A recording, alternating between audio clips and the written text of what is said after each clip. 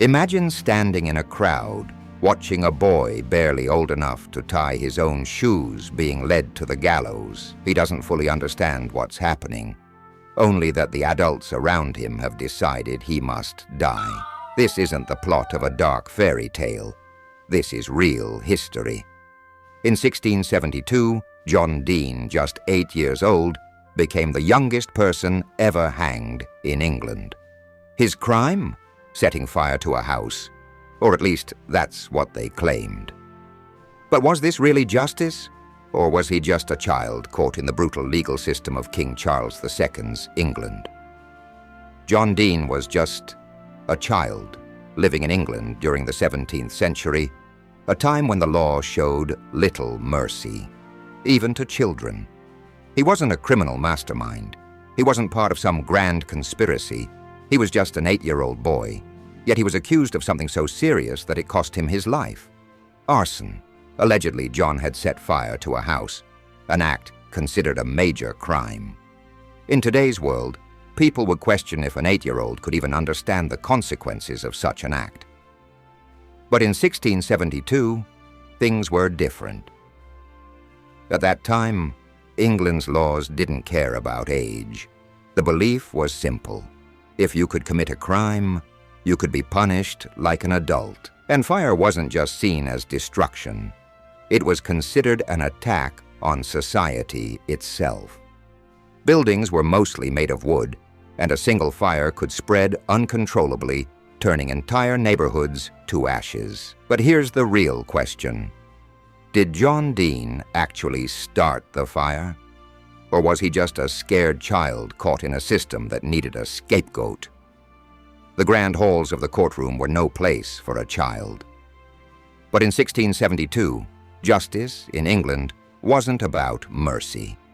It was about punishment, order, and making examples out of criminals, no matter how young. John Dean, barely old enough to understand what was happening, stood before a panel of judges, his small frame overshadowed by the towering figures in heavy robes and powdered wigs. His crime? Arson, a charge that carried the death penalty.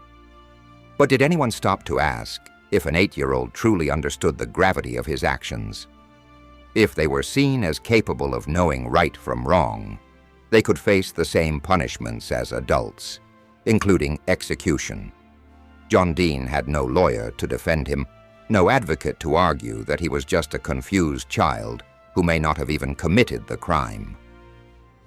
His fate rested in the hands of judges who had little interest in hearing excuses, explanations, or pleas for mercy. The court followed a simple rule. If you could form intent, you could face justice. And because John was accused of deliberately setting a fire, the court saw this as clear evidence that he understood his actions. The decision was swift and brutal. John Dean was found guilty. There was no consideration of his age, no second chances. The punishment for arson was hanging, and even a child would not be spared. The crowd murmured, some perhaps in shock, others indifferent. After all, executions were common in this era, a form of public spectacle. But few had ever seen a child condemned to die. John himself may not have fully grasped what was happening. Could he even comprehend the meaning of a death sentence? Did he know that within days, he would walk up to the gallows, the noose tightening around his tiny neck? Whatever he thought in those final moments in the courtroom, one thing was clear: his fate was sealed. And soon he would be led to the execution ground, where an entire city would gather to watch a boy, just 8 years old, take his final steps toward the gallows. Charles had reclaimed the throne after years of civil war and political chaos. His rule was meant to restore order, but it also came with strict laws and harsh punishments. Crime was met with severe retribution, and the death penalty was handed out for offenses that today might result in minor punishment, or none at all. King Charles II upheld the legal system that allowed it to happen. At the time, England's courts were designed to maintain control through fear. Arson, in particular, was seen as a crime against the entire community, a threat to stability. Fires could spread rapidly, destroying homes and businesses in a time before fire departments existed. So, the legal system treated it as one of the most serious offenses. While Charles II could have intervened, offering a pardon or commuting the sentence, he chose not to, and that silence was as good as an approval. The message was clear: no one, not even a child, would be spared from the king's justice. The day of the execution arrived. Crowds gathered, murmuring among themselves, some horrified, others simply curious. Public hangings were common events, but this one was different. This time, the condemned wasn't a hardened criminal or a traitor. This time it was just a boy. John Dean was led to the execution site, his tiny legs struggling to keep pace with the guards escorting him. Did he truly understand what was about to happen? Or did he think this was just another cruel punishment, like so many others dealt out to the poor?